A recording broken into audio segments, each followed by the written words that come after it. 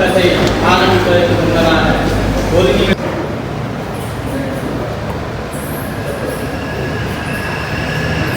எங்களது உரிமைகளை வென்றெடுக்க வேண்டும் என்ற நோக்கத்தோடு கொண்டாடப்பட்டு வருவதுதான் இந்த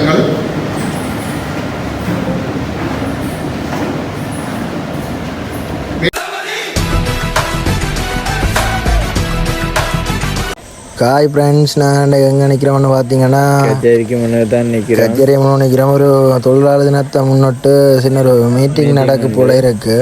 வாங்க இந்த வீடியோக்குள்ளே ஃபுல்லாக பார்ப்போம். அதுக்கு முன்னாடி எங்கள் சேனலுக்கு யாரும் புதுசாக வந்தால் சப்ஸ்கிரைப் பண்ணிட்டு வீடியோ பாருங்கள்.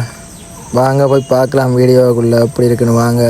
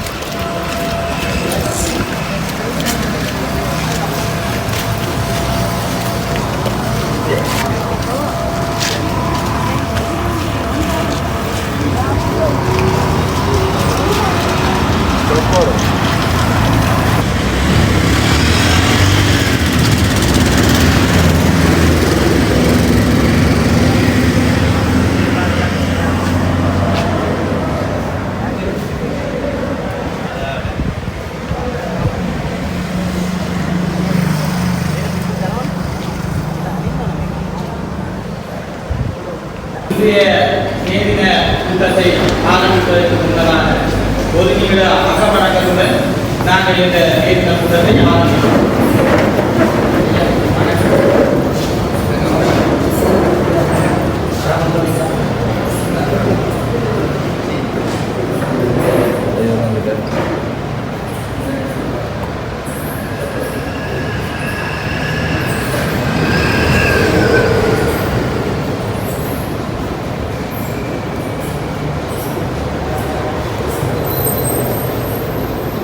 நன்றி.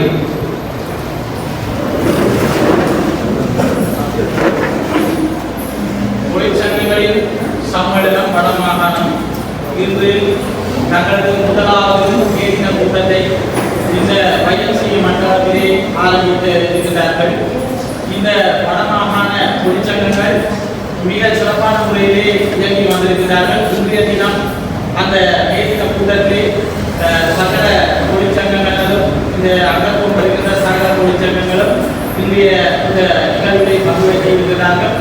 அந்த வகையிலே இந்த மேலினமானது தொழிலாளர்களின் உரிமைகளை வென்றெடுப்பதற்காக பல்வேறு ஆண்டுகளுக்கு முன்னதாகவே இந்த போராட்டமானது ஆரம்பிக்கப்பட்டிருக்கிறது. எங்களது உரிமைகளை வென்றெடுக்க வேண்டும் என்ற நோக்கத்தோடு கொண்டாடப்பட்டு வருவதுதான் இந்த மேலின கொண்டாட்டமானது மேலினமானது. ஆகவே அந்த வகையிலே இந்த விழாவுக்கு வரவேற்புரையை வழங்குவதற்காக எங்களது உப செயலாளர் சுரேஷ் அவர்களை அன்புடன் அழைக்கிறேன்.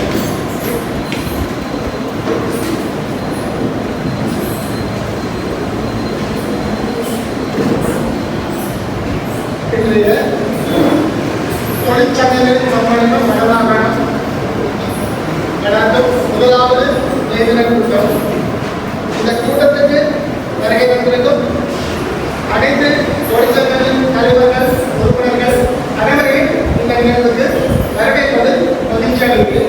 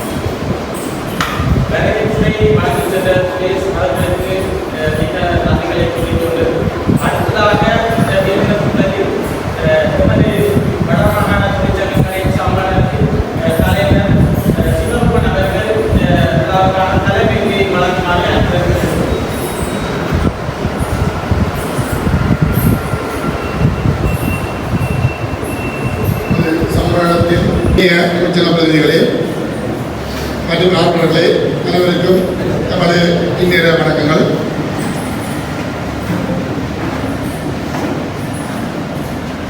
மே தினத்தின் வரலாறு நீங்கள் அனைவரும் அறிந்த ஒன்றே. ஏறக்குறைய 130 ஆண்டுகளுக்கு முன்னால் அமெரிக்காவிலே 8 மணி நேர வேலையை கோரி முன்னெடுக்கப்பட்ட ஒரு புரட்சி மூலம் அந்த புரட்சியின் வெற்றியின் அடிப்படையில் கொண்டாடப்படுகிறது இந்த மே தினமாக அமைந்துள்ளது. அதற்குள் நாங்கள் பெரிதாக செல்ல வேண்டிய அவசியமில்லை. நாம் எமது நிலைப்பாட்டையும் இன்றைய நிலைப்பாட்டையும் பற்றி ஒரு சில வார்த்தைகளை கலைத்து செல்லலாம் நினைக்கின்றேன். இன்றைய நிலையிலே இலங்கையிலும் சரி உலக நாடுகளிலும் சரி உழைக்கின்ற வர்க்கத்தினால்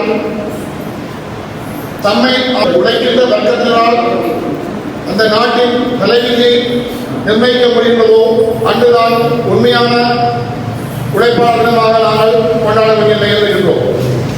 இன்றைய சூழலில் பொருளாதார கஷ்டங்கள் பிரிந்தபின் காலப்பகுதியின் பின்னர் உலகளாவிய ரீதியில் ஏற்பட்ட பொருளாதார நெருக்கடி மற்றும் தொழிலாளர் ஆட்பேர்ப்பு என்பவற்றால் உலகமே திணறிக் கொண்டிருக்கிறது. அந்த வகையிலே இலங்கையிலும்